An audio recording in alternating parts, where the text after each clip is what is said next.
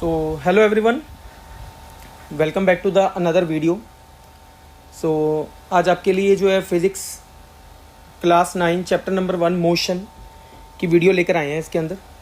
सो detail videos होगी topic by topic and कुछ ना कुछ आपको इसके अंदर न्यू जो है आपकी बुक से ज़रूर सीखने को मिलेगा.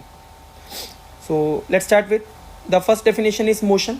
तो देखिए मोशन क्या होता है यार. मोशन का मतलब होता है कि अगर किसी ऑब्जेक्ट की पोजीशन टाइम के साथ साथ चेंज हो जाए. An object is said to be in motion if it changes its position with time. या टाइम के साथ पोजीशन चेंज होना जरूरी है. अगर टाइम के साथ पोजीशन चेंज हो रही है then it is known as a motion. तो हम उसको मोशन बोलेंगे. पोजीशन चेंज होनी चाहिए with respect to time. Example के लिए देखो मैंने यहाँ पर बनाया हुआ है कि यार ये कार है, लेट इट बी, ये पोजीशन ए पे है एंड आफ्टर टाइम टी इसने अपनी पोजीशन चेंज कर ली और ये कहाँ चलेगी, बी पे चलेगी. ए पे थी, पोजीशन चेंज की, कहाँ पहुँच गई, बी पे पहुँच गई. तो देखो आफ्टर सम टाइम इसने पोजीशन चेंज कर ली. डेट मीन्स टू से ये किसके अंदर है, ये जो कार है ये क्या है, मोशन के अंदर है. क्लियर है. Then the next definition is the rest. यह रेस्ट क्या होता है. An object is said to be in rest if it does not change its position with time.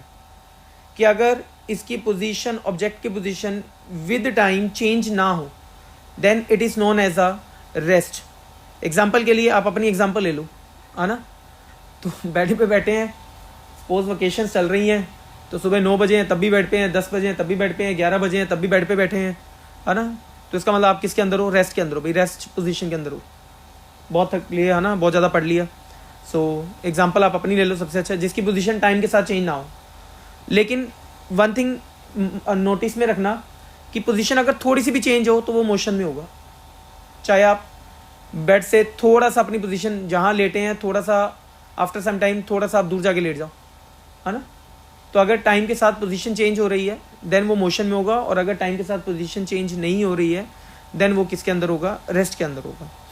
ये दोनों कॉमन सी आपके पास जो है डेफिनेशंस आपने रीड की हुई हैं, आपको पता है rest and motion. Now the important term,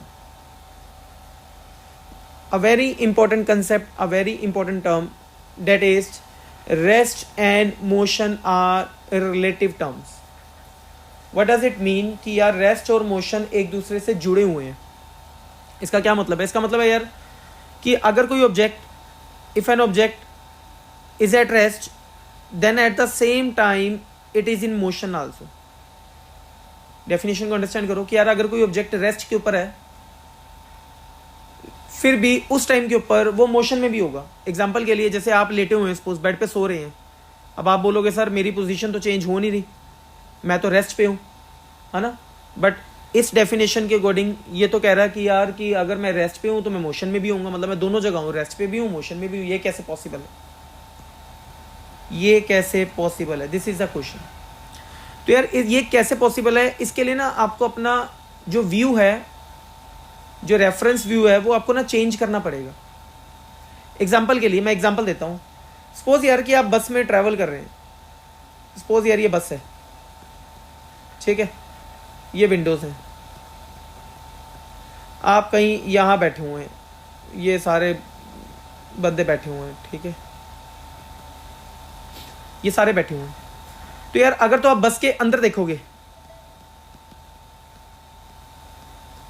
अगर तो आप बस के अंदर देखोगे तो सारे के सारे रेस्ट पे हैं, सब बैठे हुए हैं यार, है ना. तो इसका मतलब हम किसके अंदर हो गए, रेस्ट के अंदर हो गए. बट लेकिन अगर मैं आउटसाइड द बस देखूंगा, भाई बस तो चल रही है. अगर चल रही है तो ये भाई सारी जो रोड है ये सारे बेचारे पीछे जा रहे हैं, है ना. यहाँ पे जो भी कुछ था ये सारा पीछे जा रहा है, बस तो चल रही है. तो अगर आप बाहर देखोगे बस से तो भाई बस किस में है, मोशन में है. So this is the meaning of rest and motion are relative terms. कि आप एट वन पोजीशन रेस्ट के अंदर भी हो सकते हैं and at the other time आप मोशन के अंदर भी हो सकते हैं. It all depends on your view, आपका व्यू कैसा है. तो ये देखो मैंने एग्जांपल दी है यहाँ पे बस वाली. If a person is traveling by a bus, then he is at rest with respect to his fellow passengers. अगर वो passengers को देखेगा तो भाई अगर वो अंदर ही देखता रहेगा तो सारे जाने बैठे हुए हैं तो रेस्ट के ऊपर हैं, but at the same time अगर वो बाहर देखेगा तो वो किसके अंदर होगा, मोशन के अंदर होगा। कोई और एग्जांपल भी ले सकते हैं, यस मोशन ऑफ अर्थ भी ले सकते हैं। भाई आप सब बैठे हो, आप रूम के अंदर हो, अगर रूम के अंदर वाली चीज़ों को देखोगे तो भाई वो सारी की सारी रेस्ट पे है ना। ये रूम है सपोज, ये आपका बेड लगा है, ये आप लेटे हुए हैं यहाँ पे, तो भाई यहाँ पे सारी चीज़ें रेस्ट पे पड़ी हुई हैं, ये सारी चीज़ें रेस्ट पे पड़ी हुई हैं। तो अगर ये रेस्ट पे पड़ी हैं तो इसके अंदर, रूम के अंदर ही देखोगे। अगर तो मैं रूम को ही देखूंगा तो भाई इसका मतलब मैं कौन सी पोजीशन पे हूँ, रेस्ट पोजीशन पे हूँ। लेकिन अगर मैं रूम को छोड़ के बाहर देखूँ विद रिस्पेक्ट टू, अगर मैं अर्थ देखूँ तो यार अर्थ क्या कर रही है, अर्थ तो कॉन्टिन्यूसली मूव कर रही है, अर्थ तो ना रुकी हुई है, अर्थ तो कॉन्टिन्यूसली मूव कर रही है। अगर अर्थ मूव कर रही है तो भाई मेरा रूम भी तो अर्थ के ऊपर है, इसका मतलब मेरा रूम और मैं भी क्या कर रहा हूँ, मूव कर रहा हूँ। सो this is the meaning of an object जो है वो रेस्ट एंड मोशन जो है दोनों की रिलेटिव टर्म्स को क्या करता है, सपोर्ट करता है। क्लियर है? ऐसी बड़ी सारी एग्जांपल्स आप कंसिडर कर सकते हो। आप साइकिल चला रहे हो, बाइक चला रहे हो, तो बाइक को देखोगे तो यार रेस्ट पे हो, रोड को देखोगे तो आप मोशन पे हो, है ना। तो दोनों चीज़ें आपके पास मिल जाएंगी। Next one is describing the motion. यार मुझे मोशन को ना डिस्क्राइब करना है। मोशन अभी हमने पढ़ा था यार, मोशन क्या होता है, अभी हमने पढ़ा कि यार मोशन क्या होता है। भाई मोशन होता है जिसके अंदर मेरी पोजीशन चेंज होती है विद टाइम। यार मुझे कैसे पता लगेगा यार कि आपकी पोजीशन चेंज हो रही है या नहीं हो रही, है ना। सपोज मुझे पता ही नहीं आप पहले कहाँ थे अब कहाँ हो, सपोज मुझे पता ही नहीं यार कि आप पहले कहाँ थे अब कहाँ हो, तो मुझे कैसे पता लगेगा यार कि आप मोशन में हो या नहीं हो, आपकी पोजीशन चेंज हो रही है या नहीं हो रही। तो उसके लिए यार आपको क्या करना पड़ता है भाई, एक ओरिजिन को कंसीडर करना पड़ता है, एक ओरिजिन लेना पड़ता है। आपको बताना पड़ेगा यार कि ओरिजिन क्या होगा। भाई ओरिजिन कोई भी पॉइंट हो सकता है, ओरिजिन का मतलब जीरो नहीं है एक्चुअल में, ओरिजिन का मतलब एनी पॉइंट, ओरिजिन का मतलब यहाँ पे एनी पॉइंट है। तो यार सपोज भाई मैं यहाँ खड़ा हूँ, ठीक है, मैं यहाँ खड़ा हूँ, मैंने इस पॉइंट को, ये बंदा यहाँ खड़ा था सपोज, ये यहाँ खड़ा हुआ है ना, बेचारा वेट करी जा रहा है करी जा रहा है करी जा रहा है। तो यार अगर सपोज आफ्टर सम टाइम ये चल के यहाँ पहुँच गया, आफ्टर टाइम, क्लियर है। अब कैसे पता लगा मुझे ये मोशन में है, अब मुझे कैसे पता लगा ये मोशन में, क्योंकि यार ये जो पॉइंट जहां पर ये ऑलरेडी खड़ा था, मैंने इस पॉइंट को क्या लेट कर लिया, ओरिजिन लेट कर लिया। जहां पर ये पहुंचा इसको मैंने लेट कर लिया फाइनल पोजीशन, जहां ये पहले था उसको ओरिजिन लेट कर लिया, जहां ये पहुंच गया उसको मैंने लेट कर लिया फाइनल पोजीशन। तो यार अब देखो मुझे समझ आ गई ना, अब पता चल गया ना यार कि अगर मैं यहां से यहां जाऊंगा, अगर मुझे यहाँ से यहाँ जाना है तो अब मैं क्या करूँगा भाई, ये जो चीज़ है, ये जो पाथ है, मैं इस पाथ को मेज़र कर लूँगा कि यार ये 5 मीटर गया, 10 मीटर गया, 15 मीटर गया, 20 मीटर गया। इसका मतलब मुझे समझ आ रही है कि मैंने जो है अपनी पोजीशन जो है वो क्या कर ली है, चेंज हो गई है। तो अगर पोजीशन चेंज हो गई है तो इसका मतलब ऑब्जेक्ट किसके अंदर है, मोशन के अंदर है। तो एक पॉइंट, एक ओरिजिन, उसको कंसिडर करना जरूरी है, बताना जरूरी है। नेक्स्ट वेरी वेरी इंपॉर्टेंट,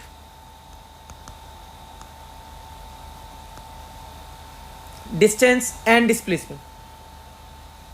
अब देखो यार मोशन को अभी हमने पढ़ा कि अगर उसकी पोजीशन चेंज हो तो वो मोशन होता है ना। अब मुझे पता करना है कि भाई डिस्टेंस और डिस्प्लेसमेंट क्या है। ये दोनों क्या करती हैं, मोशन को डिस्क्राइब करती हैं अपने अपने वे से। सबसे पहले डिस्टेंस है। यह डिस्टेंस क्या है, it is defined as a total path covered by a body, total path covered by a body, इसको डिस्टेंस बोलते हैं। क्लियर है, जितना भी कोई ऑब्जेक्ट जो है टोटल पाथ कवर करे। एग्जांपल देता हूँ यार, आप स्कूल की एग्जांपल हो, सपोज यार ये क्लासरूम है तुम्हारा, ये वॉशरूम है, ये फ्रेंड का, दूसरे फ्रेंड है ना, कोई भी, ये फ्रेंड का क्लासरूम है। तो डिस्टेंस होता है भाई टोटल पाथ, या फिर मैं इसको बोल सकता हूं लॉन्गेस्ट पाथ। लॉन्गेस्ट पाथ है ना। तो यार सपोज मुझे वॉशरूम जाना है, आप क्लास से वॉशरूम जाना है, बच्चे पूछ के जाते हैं कि यार मुझे वॉशरूम जाना है सर, मैं वॉशरूम जाऊं, तो उसकी कोशिश क्या होगी बेचारे की, वो बेचारा ना यहाँ से सीधा नहीं जाएगा ना यार, ये तो उसको पता है सबसे छोटा रास्ता यहाँ जाऊँगा, यहीं से वापस आ जाऊँगा तो बड़ी जल्दी वापस आ जाऊँगा।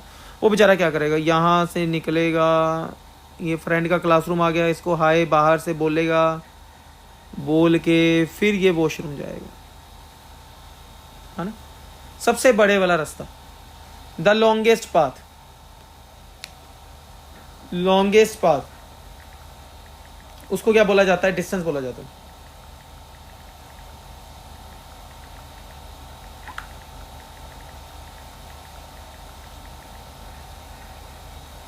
सबसे लॉन्गेस्ट पाथ को क्या बोला जाता है, डिस्टेंस बोला जाता है। क्लियर, यही इसकी प्रॉपर्टीज है, यही इसकी प्रॉपर्टीज है। It is the longest path, it is a longest path, it is always positive, या डिस्टेंस हमेशा पॉजिटिव होगा। Number 3, it is a scalar quantity, very important.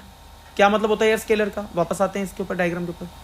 यार देखो, जब मैंने क्लास से वॉशरूम जाना था तो मेरे पास कोई भी डायरेक्शन फिक्स नहीं थी, डायरेक्शन फिक्स नहीं है यार, मैं यहाँ से भी जा सकता था, मैं यहाँ से भी जा सकता हूँ, मैं थोड़ा सा और घूम के थोड़ा सा और, या यहाँ से फिर ऐसे ऐसे पूरे स्कूल का राउंड लगा के फिर मैं पहुँच गया,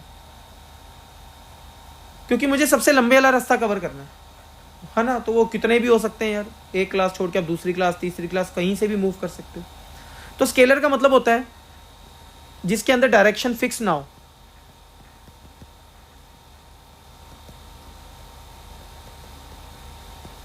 स्केलर का मतलब होता है जिसके अंदर डायरेक्शन फिक्स ना हो। वैल्यू तो फिक्स होगी,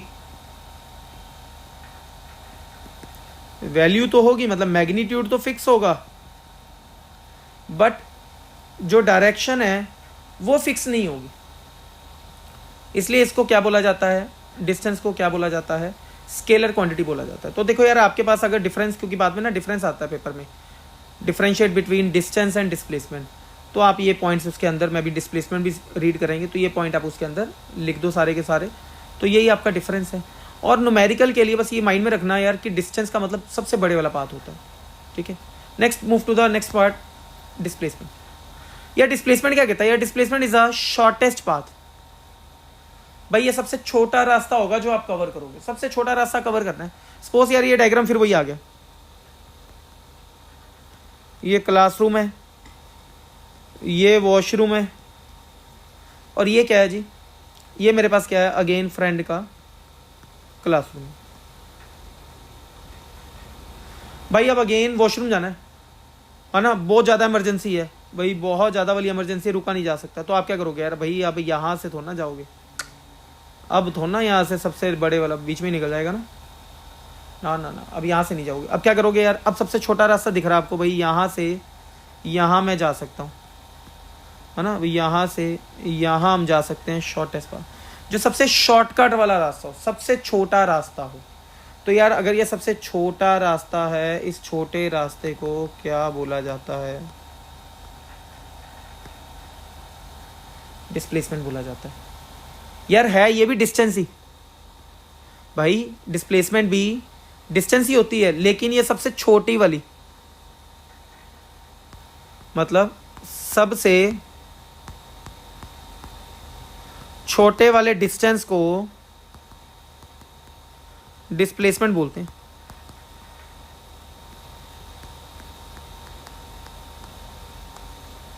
सबसे छोटे वाले डिस्टेंस को डिस्प्लेसमेंट बोलते हैं, सबसे छोटे वाले को, ठीक है।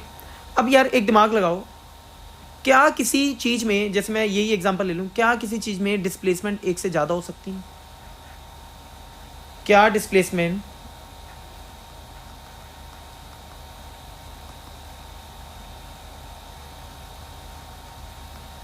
मोर देन वन हो सकती हैं? भाई क्या एक से ज़्यादा शॉर्टकट रास्ते हो सकते हैं?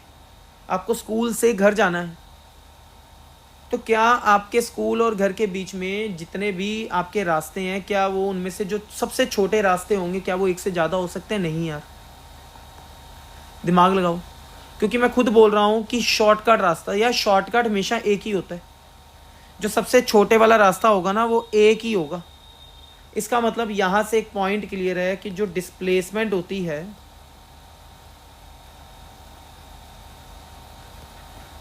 वो यूनिक होती है, ये याद रखना। डिस्प्लेसमेंट यूनिक होती है। सबसे छोटा रास्ता एक ही होगा यार, एक से ज़्यादा नहीं होगा। ऐसा नहीं है कि 2 4 5 रास्ते होंगे, ना भाई ना। सबसे छोटा तो एक ही होगा, यूनिक होगी, डिस्प्लेसमेंट यूनिक होगी। बट एक पॉइंट और यहाँ पे आ गया, डिस्टेंस यूनिक नहीं होता। भाई सपोज मुझे फिरोजपुर से लुधियाना ही जाना है, तो यार बड़े सारे तरीके हैं फिरोजपुर से लुधियाना जाने के। मैं फिरोजपुर से सीधा भी लुधियाना जा सकता हूँ, मैं फिरोजपुर से पहले जीरा चला जाऊँगा, मैं जीरा से भी लुधियाना जा सकता हूँ, मैं फिरोजपुर से पहले फरीदकोट चला जा सकता हूँ, मैं वहाँ से भी लुधियाना जा सकता हूँ। तो डिस्टेंस यूनिक नहीं है। लंबे वाले पाथ तो जितने मर्जी हो सकते हैं, लेकिन उनमें से जो सबसे छोटा होगा वो यूनिक होगा, जिसको हम डिस्प्लेसमेंट बोलते हैं। ठीक है। देन प्रॉपर्टीज इसकी, प्रॉपर्टीज इसकी क्या क्या प्रॉपर्टी है? Number 1, it is a shortest path covered by a body. Shortest path cover by a body, भाई सबसे छोटा रास्ता कवर करेगी बॉडी। इट में भी पॉजिटिव नेगेटिव जीरो। यार जरूरी नहीं है कि हर जगह डिस्प्लेसमेंट हो, हर जगह छोटा रास्ता हो, जरूरी नहीं है यार। भाई जीरो भी हो सकती है डिस्प्लेसमेंट। जरूरी नहीं है कि हर जगह छोटा रास्ता मिल जाए आपको, यार हो सकता ना ही मिले। सपोज अगर मैं स्ट्रेट लाइन पे जा रहा हूँ, मैं स्ट्रेट लाइन पे जा रहा हूँ, ये मेरा ए है, ये मेरा बी है, और ये 5 किलोमीटर, और कोई रास्ता नहीं है यार, और कोई रास्ता नहीं है ना। और एग्जांपल दूं, और कोई रास्ता नहीं। एग्जांपल दूं, भाई आप पहाड़ हो, ये पहाड़ से आप नीचे आ रहे हो ऐसे ऐसे गाड़ी पे, कार पे आ रहे हो, तो भाई यहाँ आप ऊपर हो, मुझे यहाँ नीचे आना है।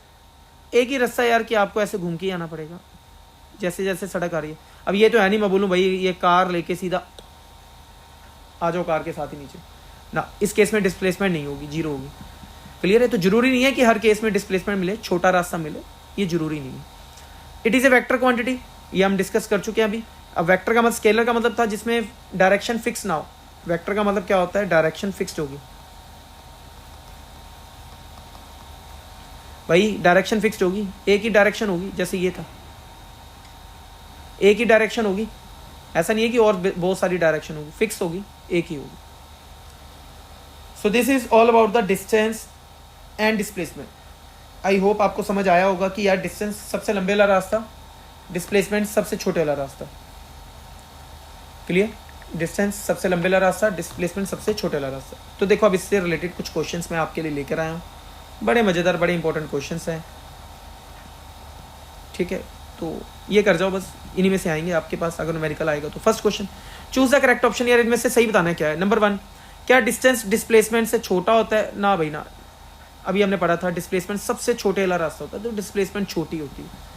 नंबर 2, क्या डिस्टेंस बड़ा होता है डिस्प्लेसमेंट से? अब यहाँ पे 2 साइन है, ग्रेटर का भी है, इक्वल टू का भी है, ग्रेटर का भी है, इक्वल टू का भी। थर्ड, क्या डिस्टेंस सिर्फ बड़ा ही होता है डिस्प्लेसमेंट के? तो यार करेक्ट ऑप्शन नंबर 2 होगा कि डिस्टेंस बड़ा भी हो सकता है और डिस्प्लेसमेंट के इक्वल भी हो सकता है।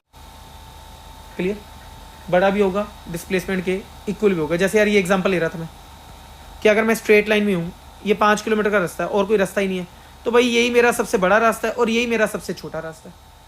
इन दैट केस डिस्टेंस और डिस्प्लेसमेंट क्या हो गया? आपस में इक्वल हो गए।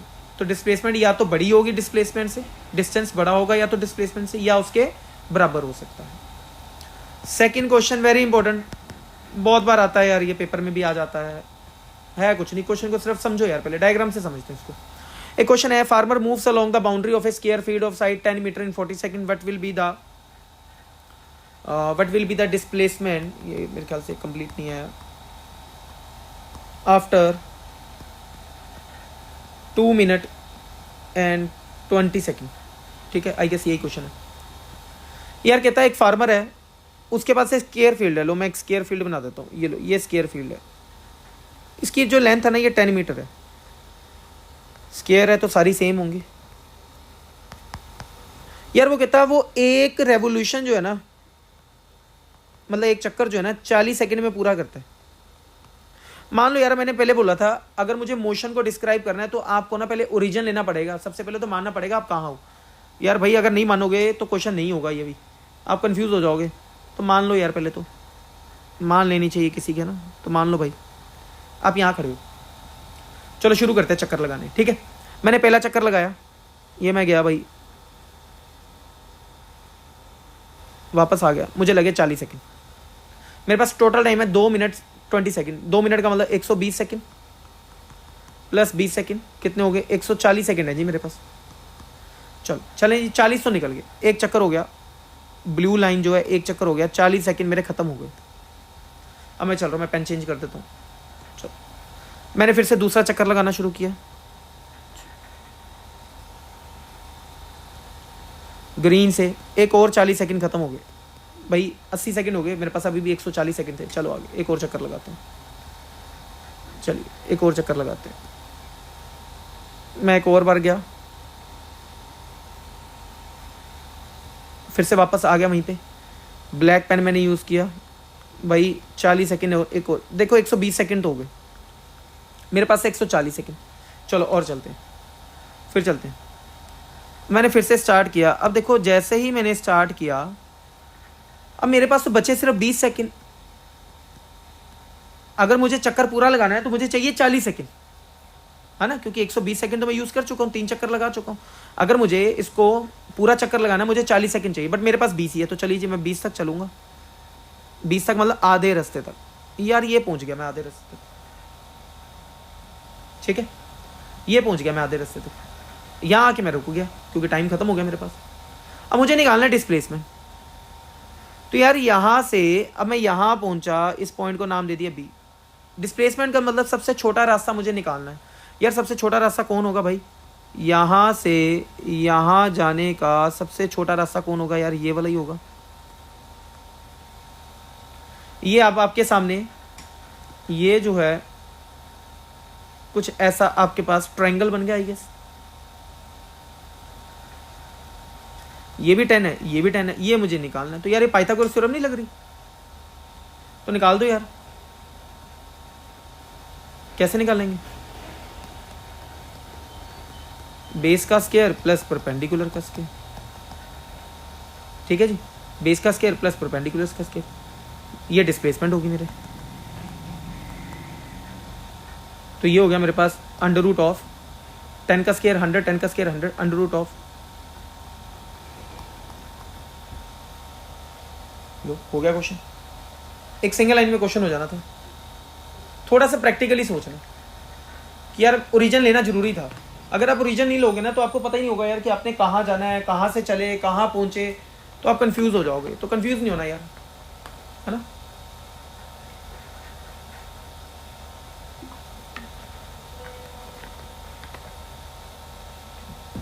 कंफ्यूज नहीं होना। चलें आगे, नेक्स्ट क्वेश्चन देखते हैं।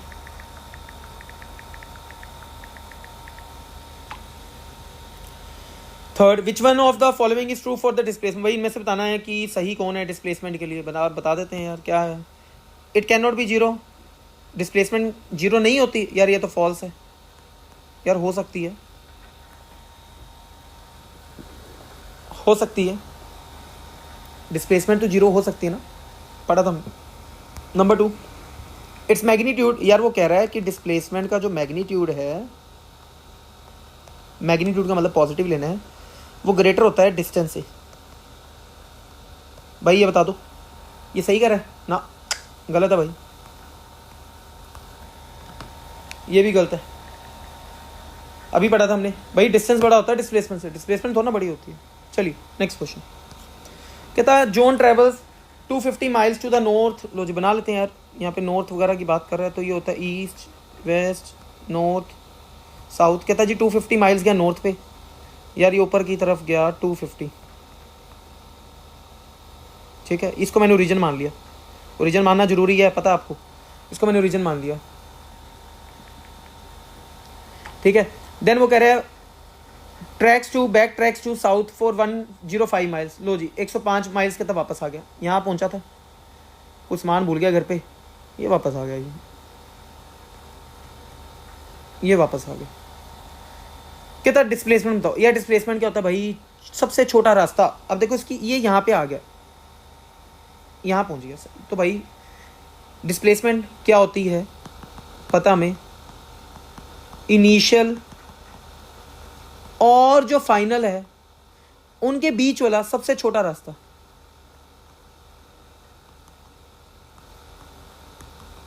तो यार इनिशियल तो ये रहा जहां से उसने स्टार्ट किया था, फिर वो गया बी पे और रुका कहां पे, आगे सी पे। तो फाइनल सी पे रुका, वो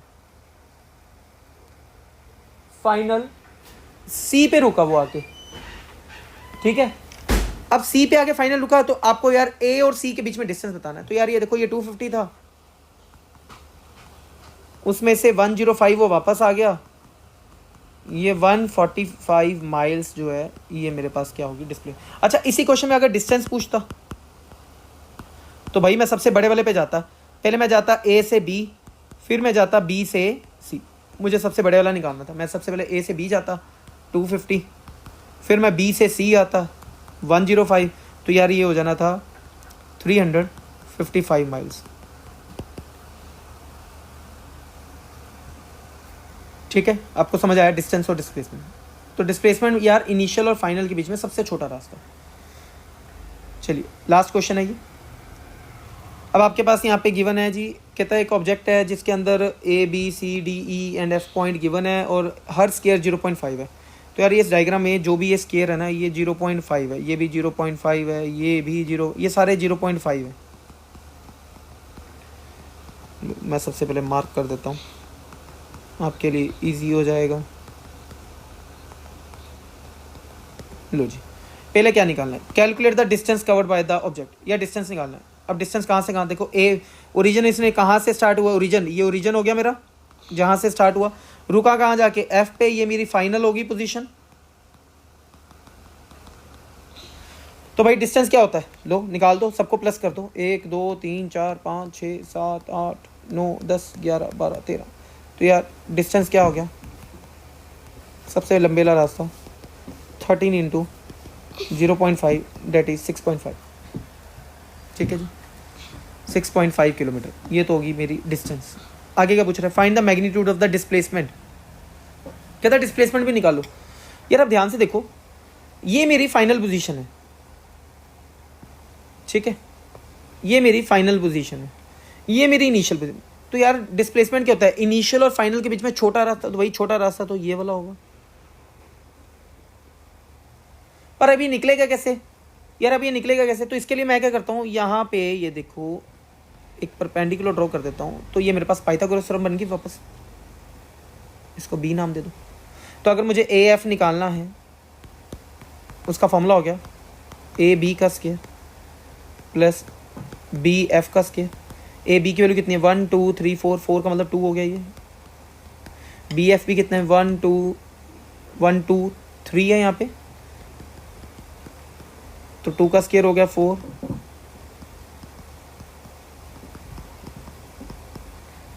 तो ए एफ की वैल्यू कितनी आ गई भाई, √6.25, क्लियर, दैट इज 2.5 किलोमीटर।